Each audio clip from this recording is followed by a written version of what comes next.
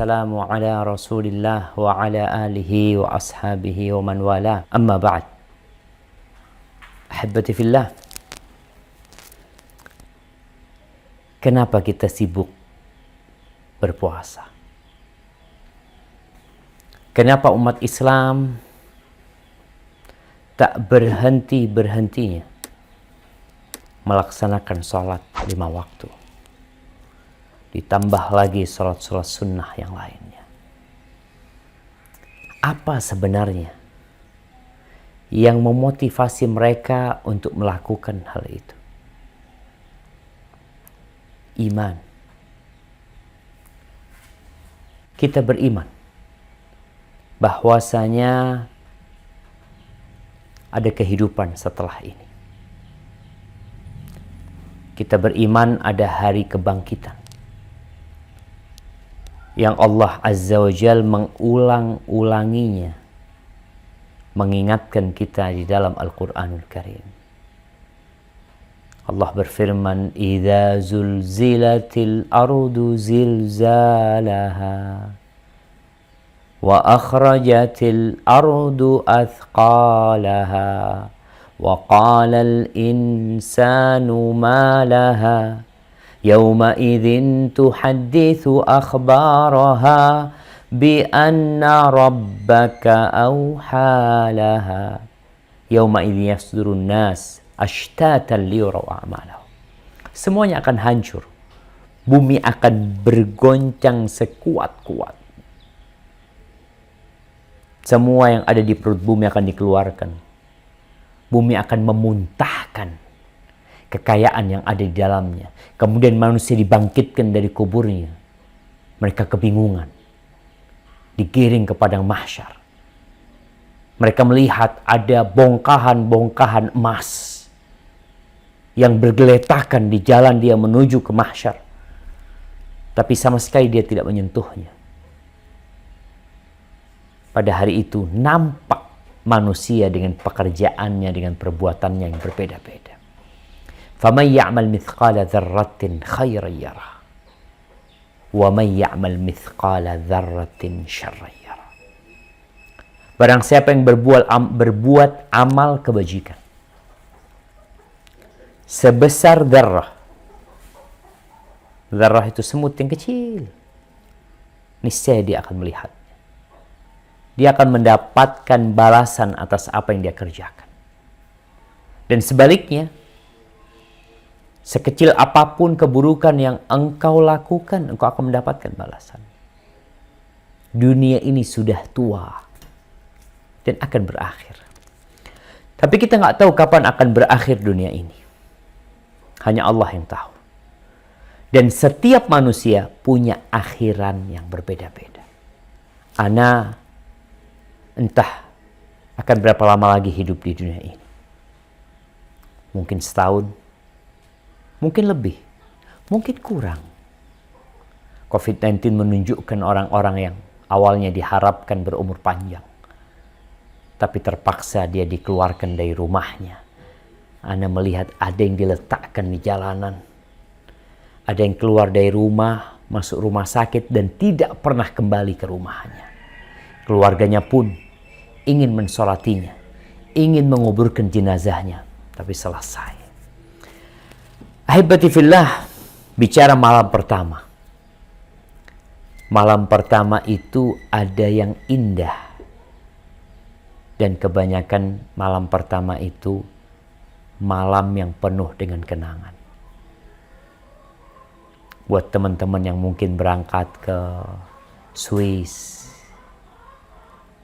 ada yang ke Jerman, ada yang kemana malam pertama sampai, mungkin dia melihat satu hal yang indah, dia benar-benar menikmati malam pertama tersebut. Malam pengantin adalah malam pertama yang dinanti-nanti oleh mereka yang menikah. Di malam itu ada sebuah keindahan yang mereka rasakan. Sebuah kenikmatan yang mereka raih. Tapi gimana kalau malam pertama itu di Nusa Kambangan? Orang yang biasa hidup di rumah yang mewah, di ranjang yang empuk, kemudian dia dimasukkan ke penjara Nusa Kambangan atau penjara Guantanamo. Apa yang akan terjadi sama dia? Dia akan lupa dengan segala kenikmatan yang pernah dia rasakan. Ahibati fillah, kalau bicara malam pertama di kuburan, insya Allah kita pernah ziarah kubur. Kita melihat tumpukan nisan. Kita melihat bangkai-bangkai yang tertimbun, yang keluarganya tidak ingin mencium aroma bangkai tersebut. Anak tidak ingin mencium bangkai ayahnya. Ayah tidak ingin mencium bangkai anaknya. Suami, istri, semuanya berusaha untuk menghilangkan bangkai tersebut. Sebagian manusia karena kebodohannya, bangkai itu dibakar sehingga menjadi debu buat dia. Bapaknya dia bakar. Muslim menguburkannya. Semuanya sunyi senyap kalau kita melewati kuburan.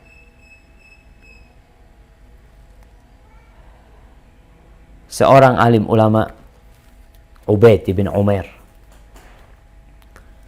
dia pernah berkata, innal qabra la yaqulu ya ibna Adam.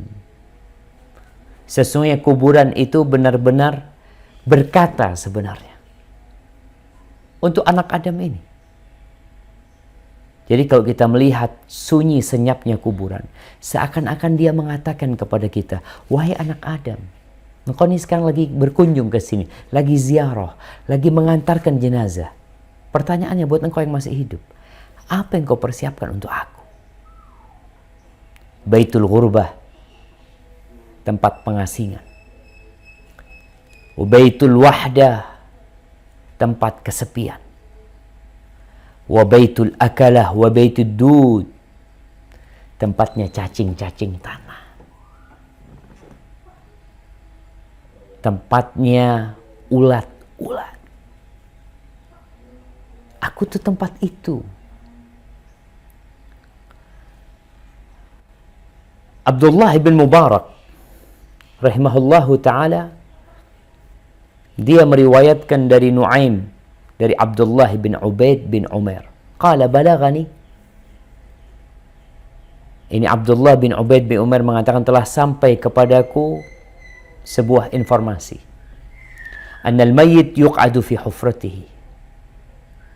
Orang yang mati itu, awal dia dikuburkan, jangan bicara malam pertama.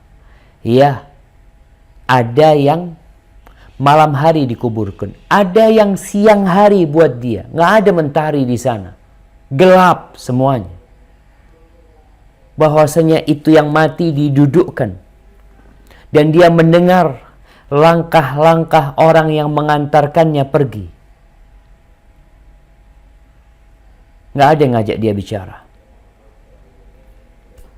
Mungkin awal yang dikatakan oleh kuburan itu, waihak ibna Adam, celaka engkau anak Adam. Bukankah engkau sudah dikasih tahu bahwa aku ini sempit, aku ini gelap, aku ini tempat yang busuk. Allahu Akbar. Kita kalau mencium bau bangkai, kenapa kalau ada orang mati, dibunuh umpamanya dalam rumah, atau dia bunuh diri, kemudian nggak tahu keluarganya? Kapan ketahuan? Satu kampung jadi tahu karena aroma busuknya. Kelak tubuh kita akan membusuk. Yang sekarang kita jaga, kita mandi, kita pakai sabun wangi, kita pakai sampo, kemudian ada yang pakai lotion, ada yang wajahnya selalu dibedakin, di make upi. Nanti pada waktu awal malam engkau di sana, awal datang ke sana, selesai semuanya.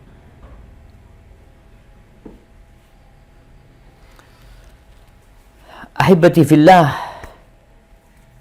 kalau bicara gambaran dari dalam kuburan itu sendiri, Umar bin Abdul Aziz ini, dia menantunya khalifah, kemudian jadi khalifah. Dia mengatakan, inna li nafsan tawaqah. Aku tuh punya jiwa yang ambisius. Insya Allah kita semua ambisius. Kita visioner, Masya Allah. Ada pandangan-pandangan masa depan yang kita inginkan. Tapi ternyata ada di antara kita yang visi dan misinya itu nggak lama sebenarnya. Nggak pantas dia disebut visioner. Kenapa? Karena misi dia cuma 70 tahun. Kita ingin yang visinya sampai 1000 tahun. Kita ingin visinya yang unlimited. Umar bin Abdul Aziz menceritakan tentang ambisi dia. Aku itu ingin menikah dengan anaknya khalifah. Akhirnya dia menikah dengan anaknya khalifah. Aku tuh berambisi ingin menjadi gubernur. Dan aku dapatkan jadi gubernur Madinah. Kemudian namanya ambisi. Aku berambisi untuk jadi khalifah. Dan aku jadi khalifah. Kemudian sekarang ambisiku itu, aku ingin masuk surga. Jadi Umar bin Abdul Aziz, subhanallah, kalau kita melihat bagaimana dia ketika dia menjadi gubernur, ada perbedaan ketika dia menjadi khalifah. Haywah pernah membawakan kain kepada Umar bin Abdul Aziz waktu dia jadi gubernur. Kasih gubernur itu, kain itu harganya 600 dirham kalau nggak salah. Ya sekitar 60 jutaan mungkin. Kata Umar bin Abdul Aziz, sebenarnya kain ini ya bagus. Sayangnya dia masih kasar. Subhanallah jemaah. Harga 600 dirham masih kasar sama dia. Seperti apa kain 60 juta, lembutnya seperti apa. Ketika dia menjadi khalifah, didatangkan kain lagi, tapi hidup dia sudah berubah. Sama Haywah ini. Bawa dia tuh kain. Harganya mungkin beberapa dirham. Nggak sampai puluhan dirham. Dipegang sama Umar bin Abdul Aziz. Kain ini sebenarnya bagus, tapi dia terlalu lembut. Yang dulu 600, yang sekarang mungkin 6 dirham. Maka heran Haywah, kenapa engkau seperti itu? Perubahanmu begitu signifikan. Kata dia, iya. Apa yang mau dicari di dunia ini? Semuanya akan berakhir. Sekarang aku berharap masuk surga. Ini Umar bin Abdul Aziz, ketika dia menjadi khalifah, banyak pesan-pesan indah. Dia berkata kepada teman-teman duduk dia. Ya namanya khalifah, duduknya sama siapa? Sama pejabat-pejabat negara. Sama orang-orang penting. Apa katanya Umar bin Abdul Aziz? Ya fulan. Wahai fulan.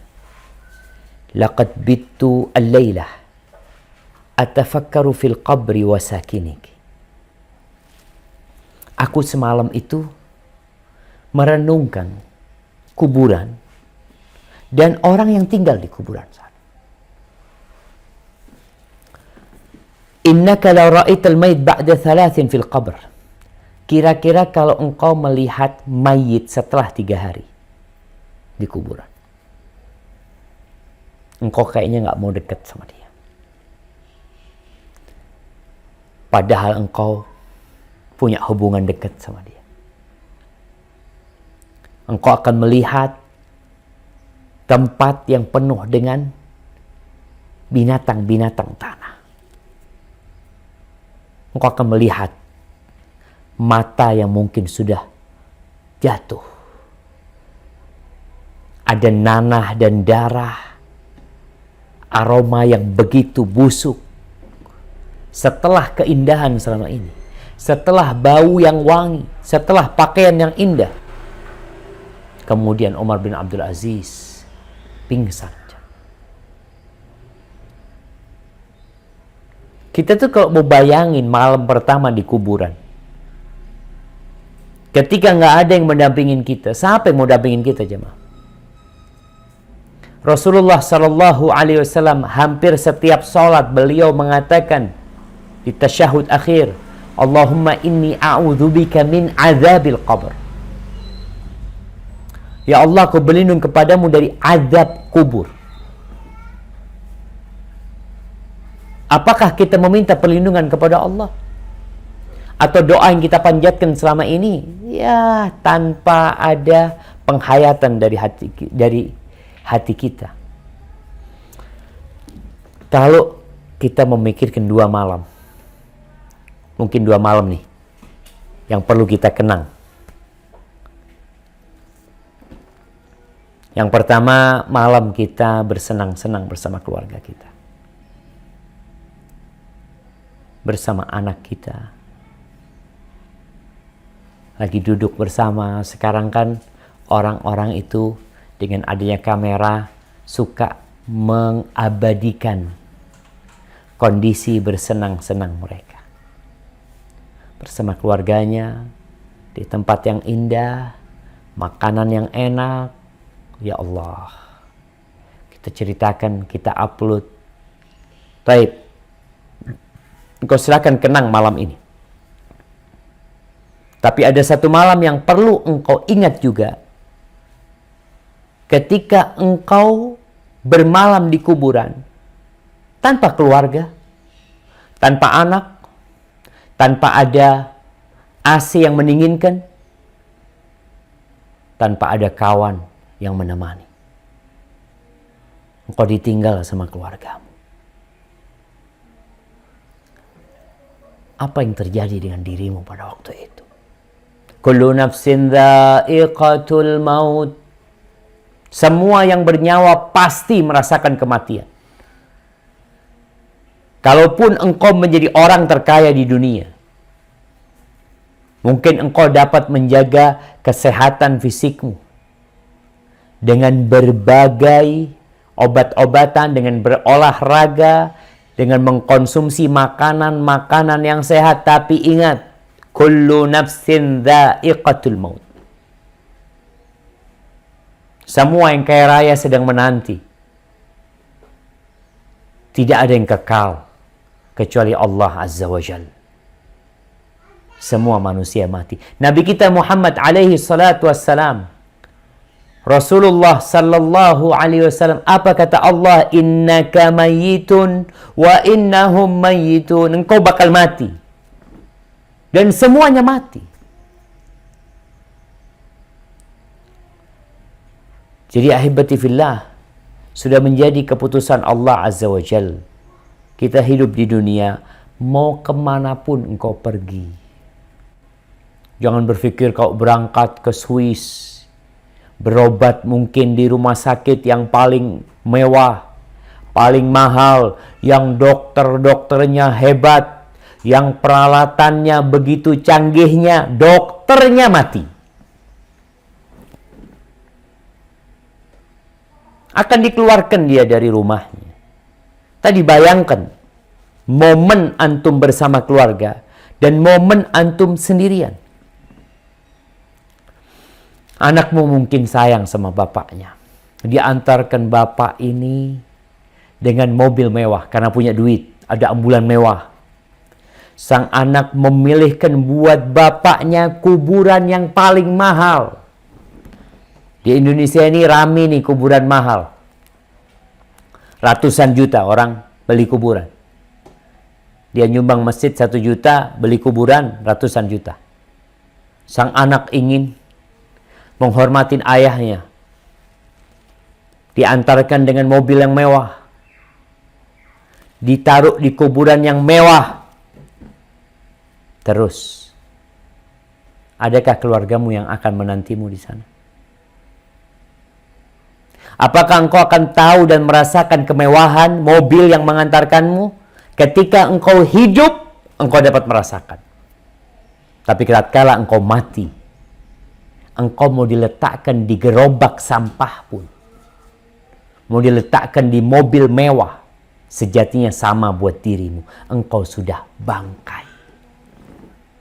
Dan Nabi SAW menjelaskan, tatkala jenazah diletakkan, kalau dipikul atau diletakkan di kendaraan, kemudian dibawa ke kuburan, in kanat salihah, kalau jenazah ini adalah orang yang soleh dalam kehidupannya, maka dia akan mengatakan, qaddimuni, qaddimuni, segerakan aku, cepat bawa aku.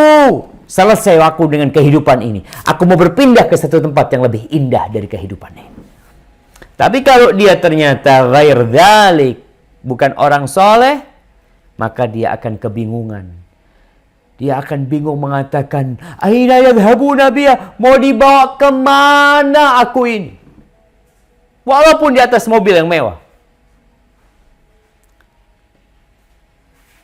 Allah berfirman di surat Al-Mu'minun ayat 100. Surah Al-Mu'minun ayat 100. Nah, tafadhal, siapa yang mau baca?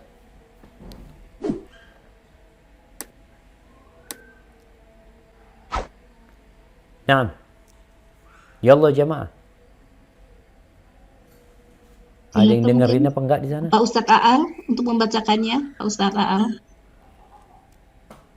Ya, suaranya lebih keras. Al-Mu'minun ayat 100 dibaca. Nggak ada yang baca.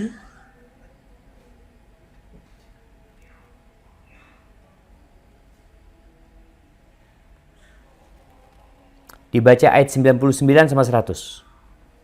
99 sama 100.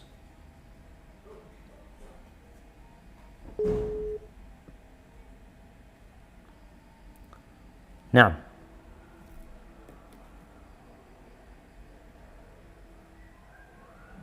Silahkan. Silakan jemaah, mungkin untuk para bapak-bapaknya untuk membacakan ayat suci Al-Quran, salah satu dari jemaah. Dari hijrah, mungkin dari hijrah.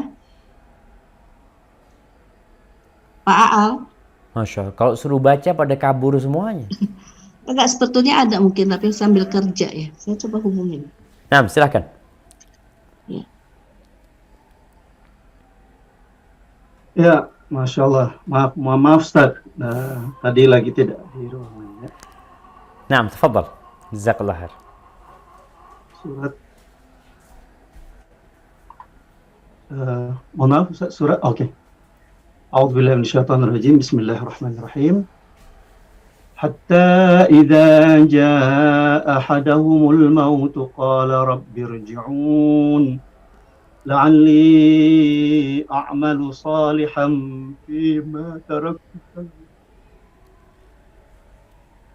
innaha kalimatun wa qailuha wa min waraihim barzakhun ila yaumi yub'ats.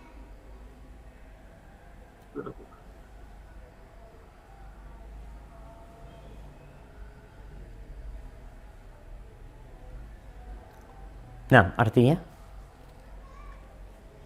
Demikianlah keadaan orang-orang kafir itu. Hingga apabila datang kematian kepada seorang dari mereka, dia berkata, ya Tuhanku, kembalikanlah aku ke dunia, agar aku dapat berbuat kebajikan yang telah aku tinggalkan. Sekali-kali tidak. Sesungguhnya itu adalah dalih yang diucapkannya saja. Dan di hadapan mereka adalah barzakh sampai pada hari mereka dibangkitkan. Barakallahu fikum. Jemaah, ketika itu orang baru mulai introspeksi diri. Baru mulai mengingat. Dia ingin melakukan ini dan itu. Dan sekarang Allah kasih sama kita waktu. Dia mengatakan, Rabbi rji'un, ya Allah, kembalikan ya Allah. Sebentar aja, usah lama-lama. Ingin beramal soleh. Jadi malam pertama di kuburan, ketika engkau merasakan sebuah hal yang tidak pernah engkau rasakan dalam kehidupannya. Kalau orang di penjara, mau di penjara dalam kondisi penjara sendiri, masih nyaman dia di sana dibandingkan dengan kuburan. Masih ada harapan dia keluar. Tapi tatkala engkau diletakkan di dalam kuburan, tatkala anakmu menginjak-injak tanah kuburan, ketika anakmu menangis, istrimu merasa kehilangan, ya berapa lama mereka merasakan itu? Sepekan, 2 pekan, sebulan, 2 bulan, sampai masa iddahnya habis. Mungkin dia sudah dinikahin oleh laki-laki yang lainnya. Harta yang kau kumpulkan dinikmatin oleh anak-anakmu, oleh istrimu, dengan suami baru dia. Kalau engkau seorang wanita, selesai. Suamimu belum engkau dikuburkan, mungkin dia sudah berpikir untuk menikah lagi. Ahibati fillah. Kalau bicara kuburan, ada beberapa kondisi orang ketika berada di dalam kuburan. Yang pertama, ada yang namanya himpitan kuburan. Pelukan kuburan. Kita lihat tempat yang kecil seperti itu. Dari Aisyah radhiyallahu taala anha, beliau mengatakan bahwa Nabi alaihi salatu wasallam bersabda, "Inna lil qabri daghtah. Walau kana ahadun najian minha naja minha Sa'ad bin Mu'adz." Sesungguhnya kuburan itu memiliki himpitan, tekanan. Andai kata ada satu orang yang selamat,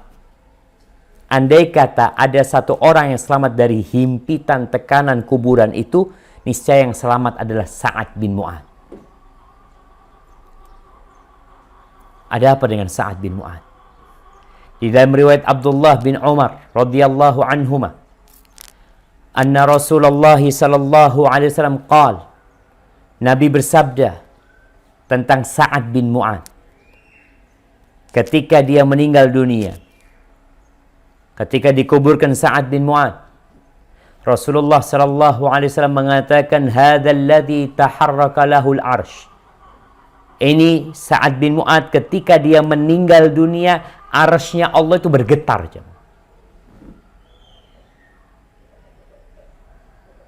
Yang mati ini bukan orang biasa. Sampai arsy-nya Allah bergetar. Wa futihat lahu abwabus sama. Ketika dia meninggal dunia, pintu-pintu langit dibuka, membawa ruhnya Sa'ad bin Mu'adz. Wa syahidahu 70,000 minal malaika. Dan menghadiri meninggalnya Sa'ad bin Mu'adz itu 70,000 malaikat. Laqad dhamma dhammatan thumma furrija anhu. Dia pun masih merasakan dihimpit, ditekan oleh kuburan. Kemudian baru dilepaskan. Itu Sa'ad bin Mu'adz. Gimana dengan kita? Semuanya akan merasakan. Yang mukmin, yang soleh, yang tidak soleh, apalagi yang kafir. Sudah sebuah kepastian ketika para ulama menjelaskan tentang himpitan kuburan ini. Kok semuanya masih dihimpit di kuburan? Nah, di dunia pun kita merasakan sakit. Apa orang soleh nggak sakit? Apa orang soleh nggak kena bala? Bukankah kita tahu bahwa sudah menjadi kodrat manusia dia melakukan dosa? Maka himpitan itu adalah untuk menyelesaikan dosa-dosa dia. Karena kita, kata Nabi SAW, kullu bani Adam khata. Semua anak Adam melakukan kesalahan. Kalau saat merasakan jamaah,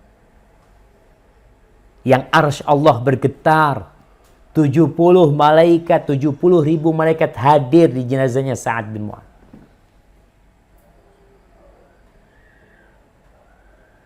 Bagaimana dengan orang seperti kita yang kadangkala sholatnya pun jauh dari kekhusyuan? Insya Allah ada yang padam listriknya, jemaah. Ya, kita gelap dikit aja udah bingung. Gimana kalau gelap di kuburan? Baik. Itu kondisi pertama. Ketika orang masuk di kuburan, diantarkan ke kuburan, masuk dia akan dihimpit. Adapun orang-orang yang kafir, orang-orang yang penuh dengan dosa, maka himpitan itu akan lama. Ada yang berpendapat bahwa himpitan ini himpitan kasih sayang. Karena orang yang meninggal dunia sejatinya dia dari tanah. Dia ditunggu sama kuburannya ketika balik seperti ibu yang menghimpit, memeluk anaknya dengan keras. Karena kasih sayang. Tapi yang pertama pendapat itu lebih benar.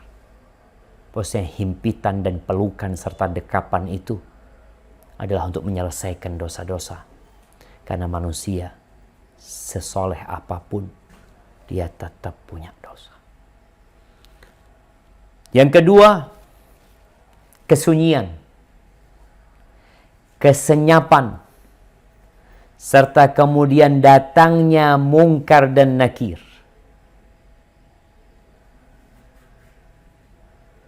Mendudukkan manusia.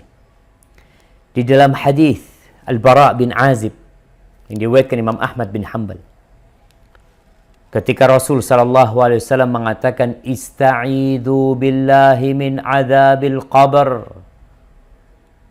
Kalian memintalah perlindungan kepada Allah dari azab kubur. Beliau mengatakan itu 2 atau 3 kali.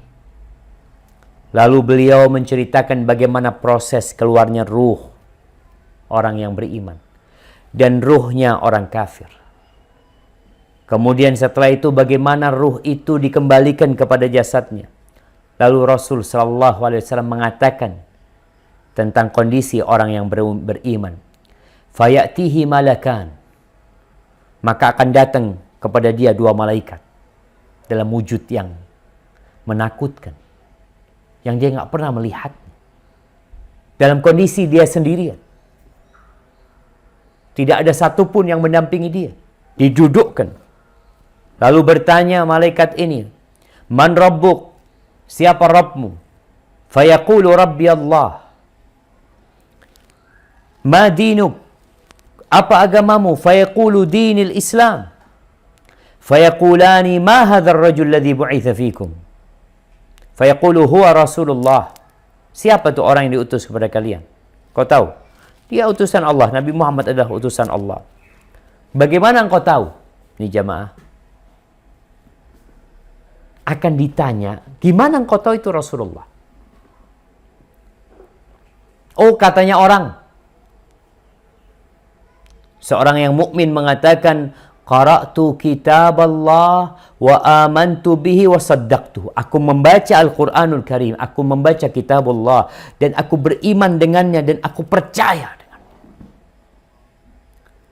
Fayunadi munadin minas sama. Ini proses ini masih proses yang menakutkan. Dari mulai himpitan, kemudian didudukkan dalam kegelapan, dalam kesenyapan dan kesunyian. Tatkala lulus tes, lulus dari pertanyaan-pertanyaan yang diberikan, maka ada yang menyeru dari langit mengatakan, An sadaqa abdi, hambaku benar. Dia bukan ikut-ikutan.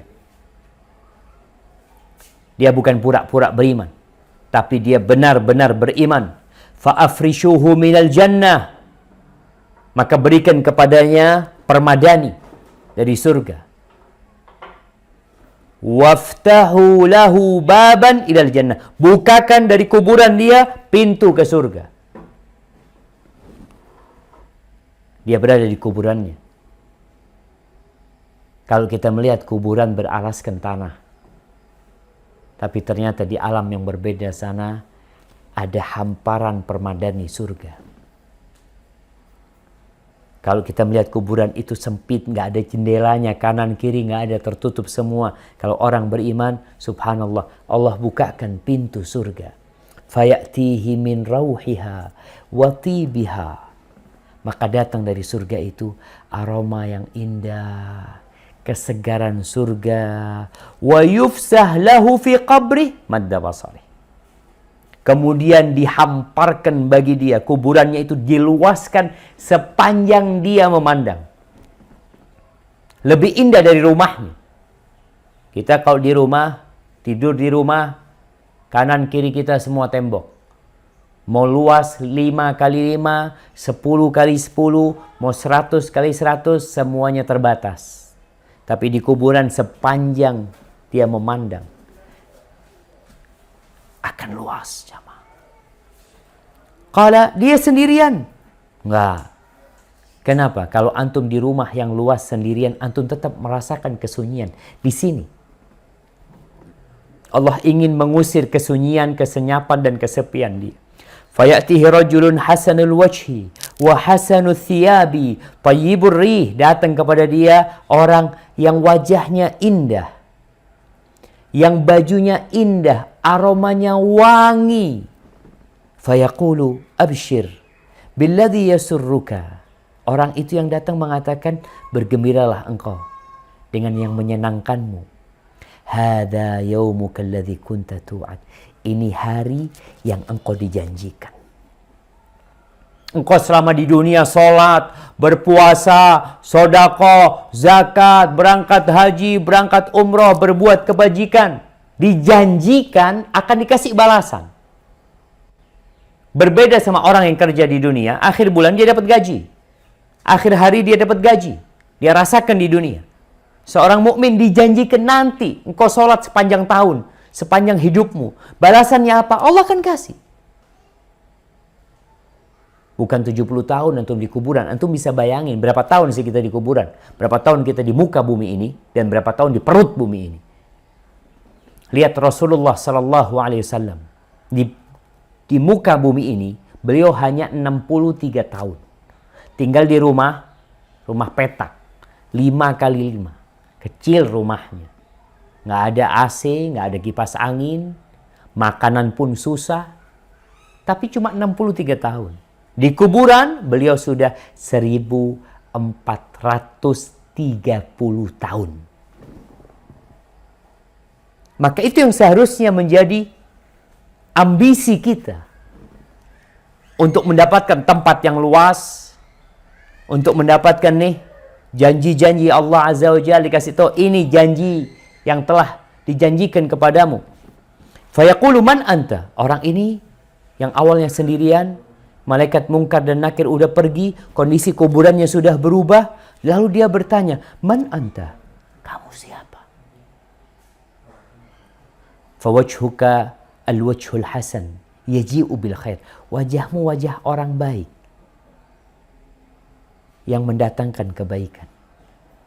Fayaqulu lahu ana amaluka salih. Aku amal solehmu. Fayaqul rabbi. Ketika dia tahu, sejak di kuburan dia sudah tahu bagaimana kelak hidup dia selanjutnya. Di kuburan belum bisa masuk surga, baru mendapatkan aromanya. Orang tuh kalau melihat tempat yang indah, kepingin masuk. Antum dapat fotonya sesuatu ya, pulau yang indah, ada ketertarikan. Nih orang dibukakan pintu ke surga, datang tuh aroma surga, wanginya surga. Dia melihat subhanallah sebuah keindahan di sana. Maka dia mengatakan, ay Rabbi aqimis sa'ah, Rabbi aqimis sa'ah. Ya Allah, bangkitkan kiamat, bangkitkan kiamat. Hatta arji ila ahli wa mali. Sehingga aku bisa kembali kepada keluargaku dan kepada hartaku. Di riwayat lain disebutkan orang ini mengatakan, Rabbi, biarkan aku kasih tahu kabar gembira kepada keluargaku. Agar mereka tahu aku di sini bahagia, nggak perlu nangis kalian. Aku lebih bahagia daripada kalian di dunia. Lalu dikatakan, uskun. Engkau istirahat dulu di sini. Belum waktunya. Akan datang waktunya nanti. Lalu Nabi menyebutkan tentang orang kafir, orang fajir. Wa ya'tihi malakan. Datang malaikat sama. Dia dihimpit dengan himpitan yang menghancurkan tubuhnya. Kemudian datang malaikat dalam kondisi kesepian dan kegelapan. Malaikat bertanya kepada dia, Man Rabbuk? Siapa Rabbmu? La adri. Dia ketakut. Enggak tahu aku. Aku enggak tahu aku. Qala faqul ma dinuk? Apa agamamu? Agamanya sendiri dia mengatakan, la adri. Engkau tahu orang yang diutus ke la adri. Jawabannya enggak tahu. Maka kemudian ada yang menyeru dari langit mengatakan, an kadzaba abdi, memang hambaku ini telah mendustakan. Dia enggak percaya. Fa afrishuhu minan nar. Jadi bukan permadani yang diberikan kepada dia, tapi api neraka. Bawahnya kuburan dia adalah api neraka. Waftahu lahu baban ilan nar. Bukakan pintu ke neraka. Fayatihi min harriha wa sumumiha. Maka datang kepada dia aroma busuknya api neraka, panasnya neraka. Datang kepada dia, wa yudayyaqu alaihi qabruh, dan kuburannya disempitkan buat dia, hatta takhtalifa adla'uhu, sampai tulang-tulangnya itu enggak beraturan. Antum tahu kalau seperti tisu yang diremet-remet, seperti itu dia disempitkan kuburannya. Walaupun dari kasat mata kita, oh kuburannya mewah, luasnya sekian, ada kolam renangnya, ada ininya, nggak ada. Di dalam sana dia sudah nggak dapat manfaat dari harta, dari apa yang di muka bumi ini, kecuali dari amal soleh dia. Ketika nggak ada,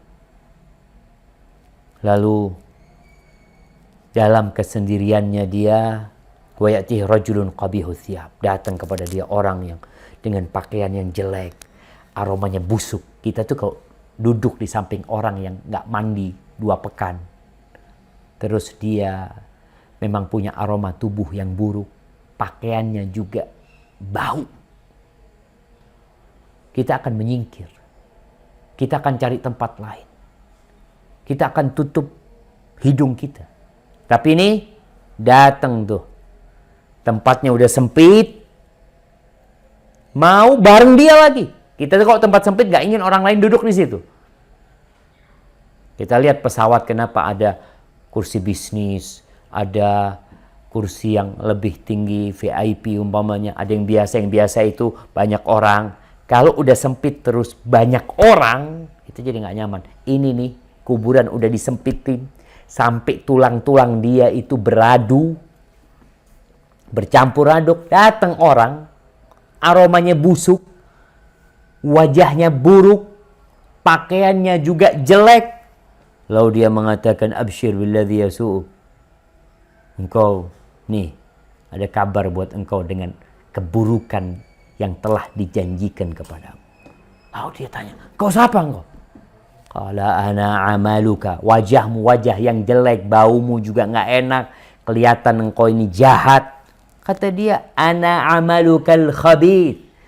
Aku amal burukmu.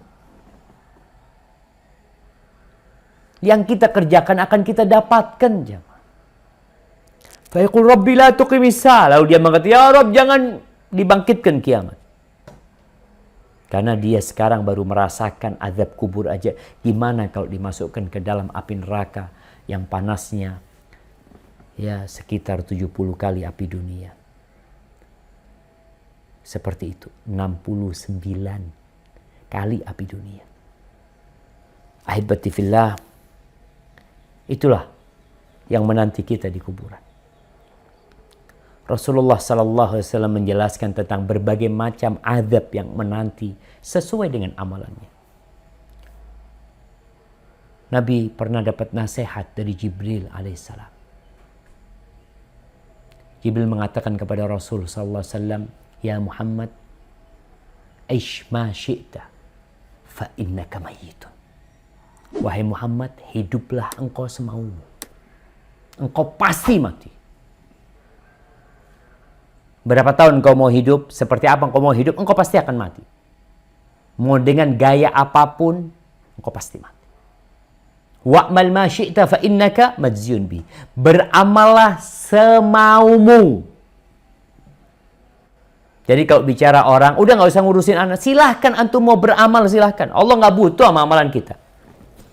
Allah mengatakan faman syaa falyu'min wa man syaa falyakfur. Yang mau beriman silahkan, monggo. Yang mau kafir silahkan. I'malu ma syi'tum. Kalian silahkan beramal semau kalian. Tapi ingat, akan dibalas kalian. Pasti dibalas. Wa ahbib man syi'ta fa innaka mufariquh. Dan silahkan engkau mencintai siapa yang engkau mau. Engkau pasti berpisah sama dia. Sudah jadi kepastian jamaah. Wa'alam anna syarafal mu'min qiyamuhu bil-lail. Ketahuilah bahwa kemuliaan seorang mukmin bukan dengan hartanya,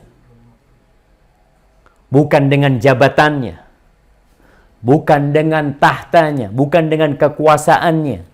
Yang sekarang orang-orang berlomba untuk mencari kekuasaan, jabatan, harta. Dia pikir itu dapat memuliakan dia. Syaraful mu'min. Kemuliaan seorang mukmin adalah qiyamuhu bil-lail. Ketika dia bangun malam hari. Salat tahajud. Itu kemuliaan seorang mukmin.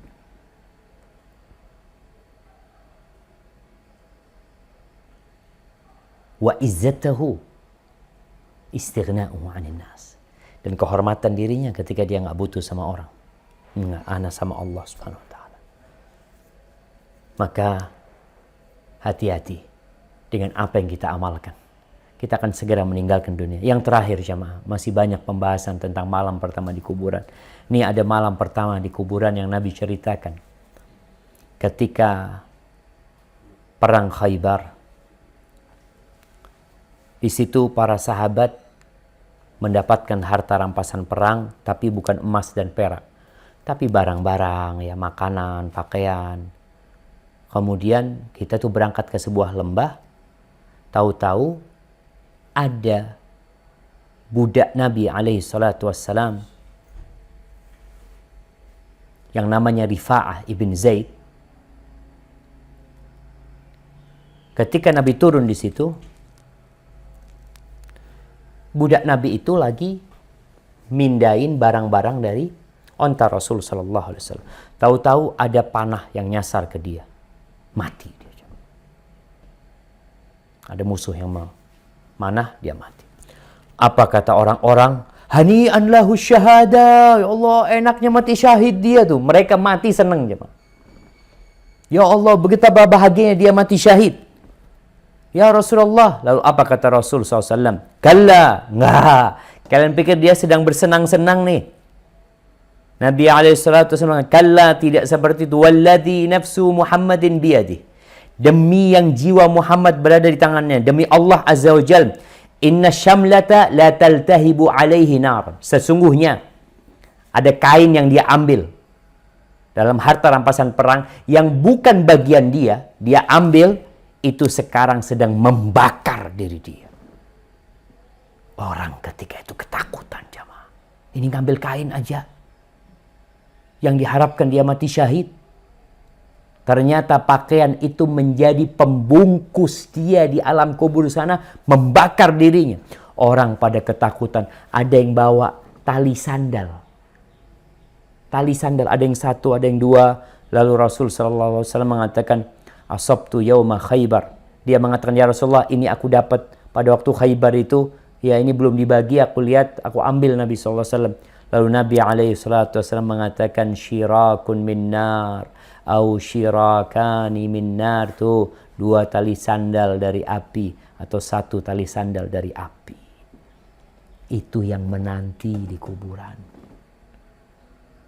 Maka hati-hati dengan apa yang kita makan, dengan apa yang kita ambil, dengan apa yang kita dapatkan. Semuanya bakal mendapatkan balasan, jemaah.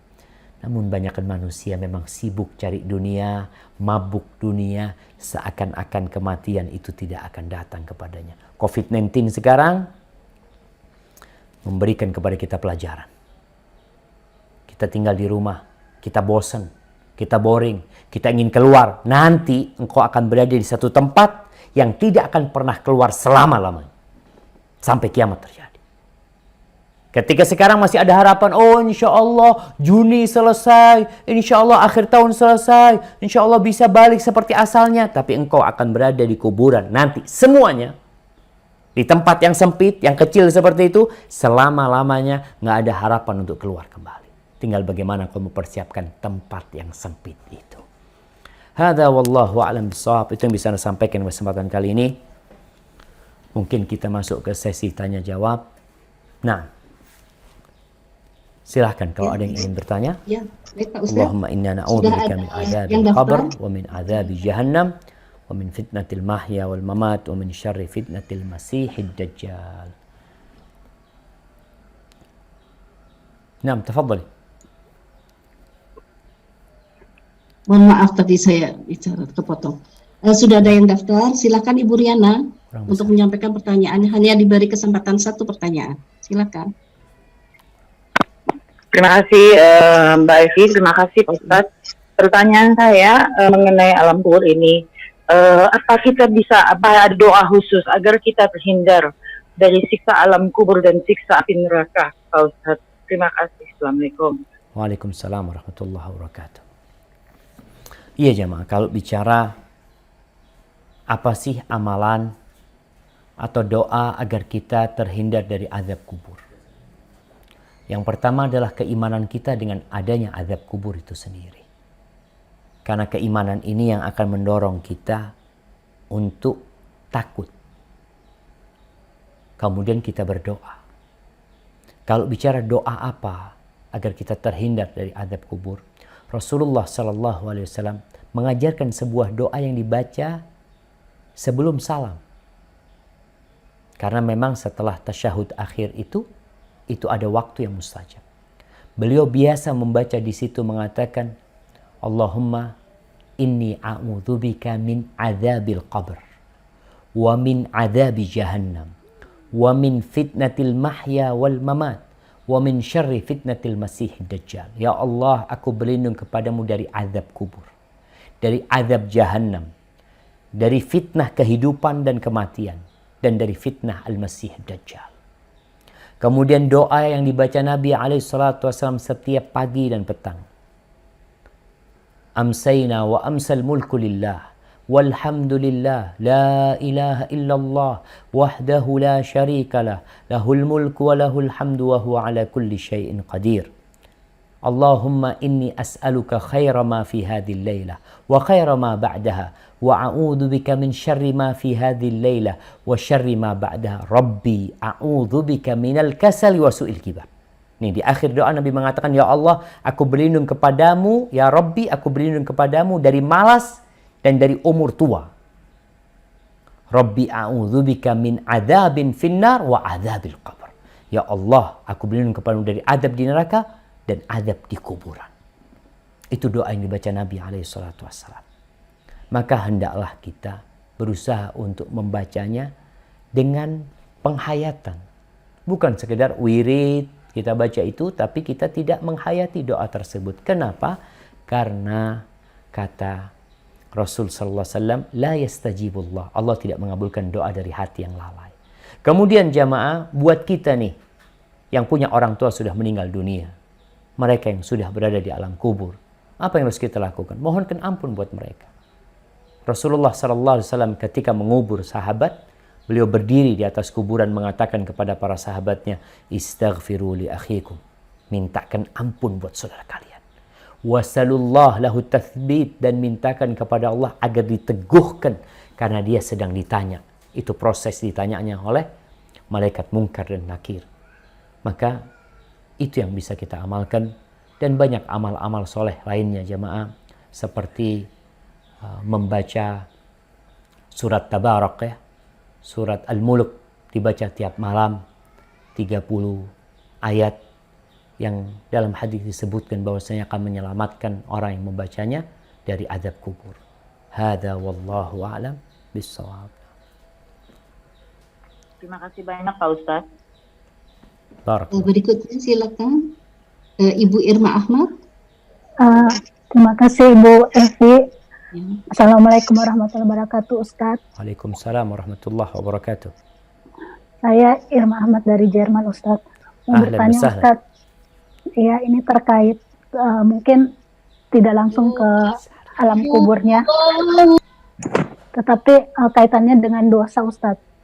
Jadi dari cerita tadi sahabat Nabi yang mengambil kain, padahal sebenarnya sebelumnya dia sudah berjihad, memiliki dosa yang banyak, tapi hanya kesalahan yang mencuri kain itu dan menjadi penyebab dia juga disiksa.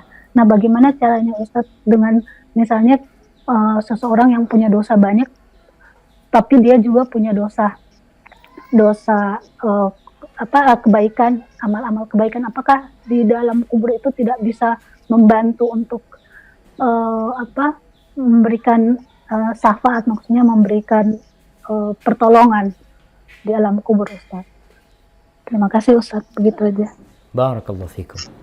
Naam jemaah. Iya.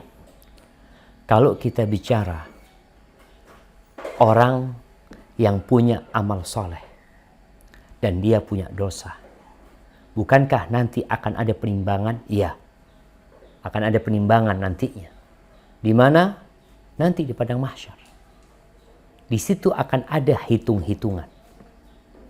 Perhitungan di sana yang akan menunjukkan apakah dia lebih banyak amal solehnya atau amal keburukannya. Allah mengatakan فَأَمَّا مَنْ ثَقُلَتْ مَوَازِينُهُ فَهُوَ فِي عِيشَةٍ رَاضِيَةٍ. Tuh, yang lebih berat amal solehnya, maka dia akan berada dalam kehidupan yang mulia, kehidupan yang nikmat, yang penuh dengan kenyamanan di sana. Itu nanti akan ada penimbangan tersebut. Kalau pertanyaannya, ada dosa-dosa yang Allah akan azab. Kita di dunia jemaah, kita punya amal soleh, kita sholat, kita berpuasa, tapi kita sakit, kita kena musibah, kita bangkrut. Apa kata Nabi SAW? Ketika Allah Azza wa Jal mengatakan, Laisa bi amanikum, wala amani ahlil kitab. Man ya'mal su'an yujzabi. Bukan termasuk angan-angan kalian atau ahlul kitab. Urusan amal, balasan, pahala. Enggak, ingat. Man ya'mal su'an yujzabi.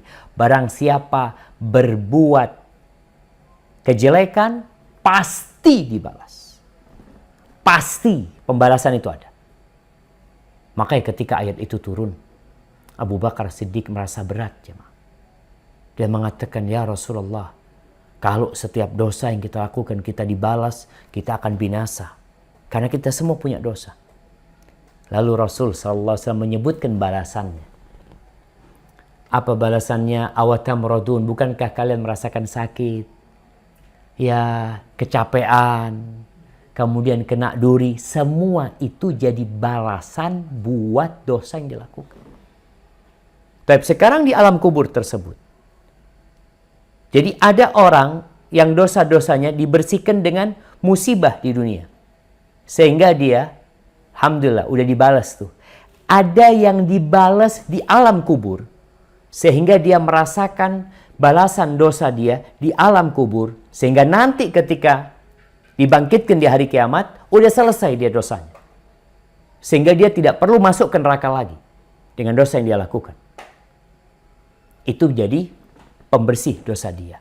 Ada yang dengan ahwalu al-qiyamah, dengan yang terjadi di padang mahsyar sendiri menjadi penghapusan dia, sehingga ada orang yang dihapuskan dosanya ketika melewatin sirat, ketika dia terkena api ini itu, tapi dia akhirnya selamat. Itu jadi penghapusan dosa dia. Jadi kalau bicara kita punya amal soleh, pertama kita nggak tahu apa amal soleh kita sebanding dengan itu. Jangan-jangan kalau disuruh bayar itu habis amal soleh kita nanti masuk neraka. Maka kita lebih tahu dengan, Allah lebih tahu dengan yang baik buat kita. Sehingga orang yang mati syahid, ketika dia mati syahid, ikut berjihad, kemudian melakukan dosa, al-ghulul termasuk dosa besar jamaah. Mengambil dari harta rampasan perang ini termasuk dosa besar. Dan kita tahu dia belum bertobat. Dan Nabi SAW menjelaskan bahwasanya itu yang dia ambil akan membakar diri dia. Adapun nanti di padang mahsyar akan ada penimbangan amal. Dan kita juga tahu bahwasanya amal-amal soleh itu, kalau memang lebih banyak amal soleh dia akan datang di kuburan, menemani dia, mendampingi dia. Dan bisa jadi juga setelah nih sahabat yang meninggal dunia dibakar dengan pakaian tersebut, kemudian sudah setimpal dengan yang dia lakukan, dia akan beristirahat dan merasakan kenikmatan. Tapi yang jelas, azab itu akan didapatkan ketika orang melakukan dosa. Allahu Akbar ya. Benar jemaah. Kalau itu orang ikut perang sama Nabi SAW, gara-gara pakaian itu, ada yang gara-gara sandalnya yang dia ambil. Apalagi kita yang amalannya nggak seberapa, mereka tuh sahabat-sahabat Nabi yang ikut berperang bersama Rasulullah SAW. Na'udzubillahi minan nar. Barakallahu fikum. Dipersilakan Ibu Iul dari Jerman. Assalamualaikum Ustaz, saya Iul Siti Julaiha dari Jerman. Waalaikumsalam warahmatullahi wabarakatuh. Bismillah. Nah, Bismillah. Bismillah, saya menanyakan mengenai untuk pengajaran anak-anak kecil di TPA mengenai alam kubur dan akhirat itu seperti neraka, kesannya tuh sangat menakutkan mungkin bagi anak-anak. Bagaimana Ustadz untuk mengajarkan anak-anak ini pada usia berapa dan bagaimana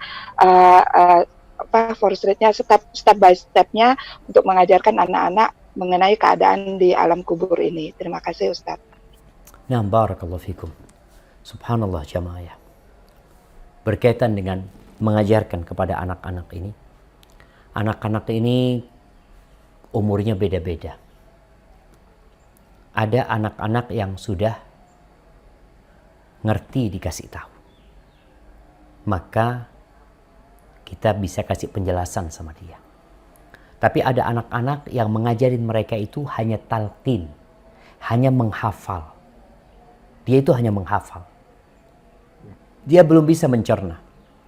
Seperti kita ajarin dia menjawab pertanyaan, man rabbuk? Allah. Man nabiyuk? Muhammad. Ma dinuk? Islam. Ini anak bisa menghafal, tapi dia belum bisa mencerna. Ketika dia sudah mulai dapat mencerna, memahami mana yang kanan, mana yang kiri, itu salah satu cara kita mengetahui dia sudah mumayyiz, udah paham tuh yang kanan sama yang kiri, mulai kita bisa kasih tahu dia. Ketika kita suruh dia beramal, mungkin dia bertanya, kenapa harus sholat? Kenapa harus berbuat baik sama orang? Kenapa harus berdoa? Kenapa baca bismillah? Disinilah kita sampaikan kepada dia. Yang pertama, bukan tentang nerakanya, tentang surganya, tapi tentang Allah Azza wa Jalla. Sehingga beriman kepada Allah dan hari akhir, dimulai beriman dengan Allah Subhanahu wa taala. Sampaikan ketika dia udah bisa faham tentang Allah yang menciptakan kita, ya ini itu. Kemudian kita sampaikan kepada dia tentang balasan. Karena anak-anak kecil itu malah mereka adalah kondisi manusia yang takut karena ancaman dan suka karena dapat hadiah. Itu anak-anak. Orang tua ketika ngasih tahu sama anaknya, nak, kau kerjakan tugasmu, nanti abah belikan sepeda. Gembira dia. Ketika diancam dia, kalau engkau nggak selesai, abang nggak kasih hadiah. Uang saku 1 pekan nggak dikasih. Dia bisa memahami hal itu.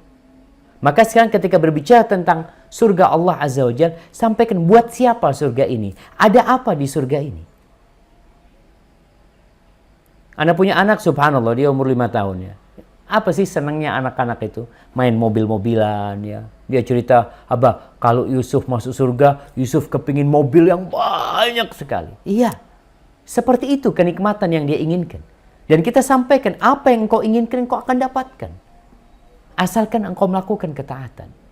Adab Allah kita sebutkan, menakutkan, iya menakutkan memang. Kita sampaikan kepada dia tentang orang yang berdusta umpamanya. Seperti ini, seperti ini. Namun orang tua jangan hanya menakut-nakutin anaknya dengan neraka, tapi tidak menumbuhkan keimanan dia, sehingga dia lebih mengharap kepada Allah, selain dia juga takut dengan adab Allah Subhanahu wa Ta'ala. Mungkin seperti itu. Hadza wallahu a'lam bis-shawab. Jazakallahu khairan, Ustaz. Masih ada waktu Pak Ustadz? Halo? Pak Ustadz, masih ada waktu ya? Masih ada waktu. pertanyaan lagi. Bismillah. Ibu Imam dari Musa. Swiss, silahkan. Assalamualaikum Ustadz. Waalaikumsalam warahmatullahi wabarakatuh. Bismillah. Saya hanya mau bertanya, bahasa apa yang akan digunakan di alam barzah atau nanti di akhirat nanti, karena kita kan sekian banyak manusia gitu. Itu aja bahasa untuk supaya semuanya paham. Syukran. Jazakallahu khair. Barakallahu fikum. Iya jamaah, kalau ditanya bahasa apa yang digunakan, wallahu a'lam bishawab. Ada beberapa riwayat yang menyebutkan bahwasanya bahasa yang akan dipakai nanti adalah bahasa Arab. Di surga pun mereka akan berbahasa Arab. Tapi hadis-hadis yang menyebutkan dhaif, lemah hadis tersebut. Maka dikatakan wallahu a'lam bahasa apa yang akan dipakai nanti di sana. Mereka akan pakai satu bahasa, tadi mungkin dengan bahasa Arab, bahasa Al-Quran, bahasa yang dengannya Allah menurunkan kitab terakhir. Mungkin itu akan menjadi bahasa dan semua orang akan faham nantinya jamaah. Bahkan kita tahu kulit pun akan berbicara pada hari itu. Dan Allah itu dapat berbicara dengan segala sesuatu. Dan semua orang akan dikembalikan kepada yang masuk surga akan dalam umur sekitar 33 tahun. Tingginya akan situna dhira'. Akan 60 hasta tingginya di langit. Masya Allah. Jadi nanti akan disamakan mereka umurnya, disamakan tingginya, cuma ya kedudukan derajat mereka berbeda-beda. Dan bahasa yang dipakai di sana tadi Anda sampaikan, ada riwayat yang menyebutkan bahwasanya bahasa Arab adalah bahasa surga, cuma wallahu a'lam bissawab. Mana karena hadisnya tidak sahih, maka tidak bisa dipastikan mereka akan berbahasa Arab di sana, tapi wallahu a'lam bissawab. Nah, Jazakallahu khair Ustaz. Ya, Ibu Non, dipersilakan. Ibu Non.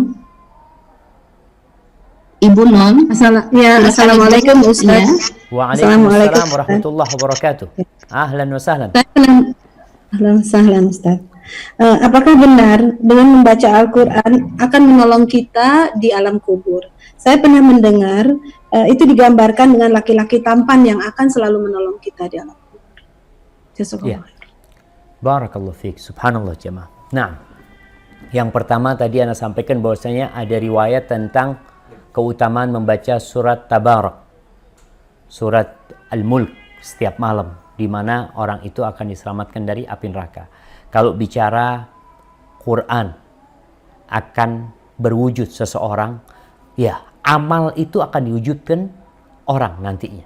Sebagaimana dalam hadis Al-Bara' bin Azib, ketika akan datang orang yang wajahnya indah, pakaiannya indah, aromanya baik, memberikan kabar gembira. Ketika ditanya, siapa engkau? Qala ana amalukas soleh, aku amal solehmu. Dan bisa jadi salah satu amalan utama dia adalah Al-Quranul Karim. Kemudian ada hadis khusus yang berkaitan dengan Quran dan puasa, di mana Rasulullah SAW mengatakan bahwasanya inna sawma wal Quran yashfa'ani yaumal qiyamah li sahibihima. Sesungguhnya puasa dan Quran ini akan memberikan syafaat kepada orang yang berpuasa dan orang membaca Al-Quranul Karim.